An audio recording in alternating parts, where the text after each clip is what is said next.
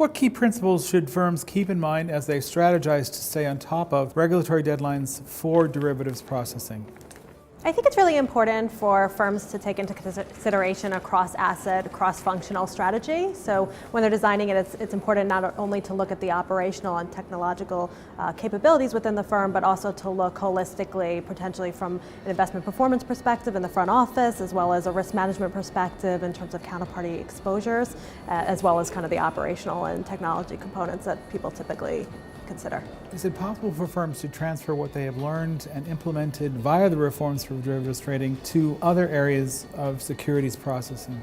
I think absolutely. I think as you look at, the overall industry, I think it's evolving and growing, and we're all using different technologies in different ways. So you could look at, for example, distributed ledger technology, which was historically used for cryptocurrencies, and now it's being thought of, potentially as a use for, moving collateral or, agreeing trades in new ways. I think, more in terms of what's happening now, you had the uncleared margin regulation that went into play, and now people are looking at the changes to FINRA 4210, which is around the margining of TBAs, specified pools, and agency CMO transactions. And I think, as we look at collateral for that, you can leverage a lot of the technology and process flows that were built, or in industry utilities that were built for the uncleared derivative space. So, for example, reconciliation capabilities, agreeing margin calls on industry utilities such as Acadiasoft, and so on and so forth.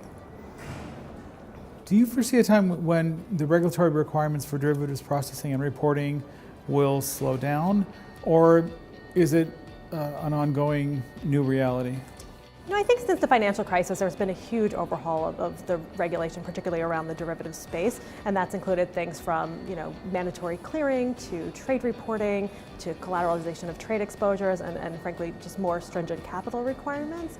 So I think just because of the pace of regulatory changes in the last few years, I think you're going to have to see a slowdown, but I think the firms will still need to remain vigilant in terms of their compliance with the regulation that has been put in place.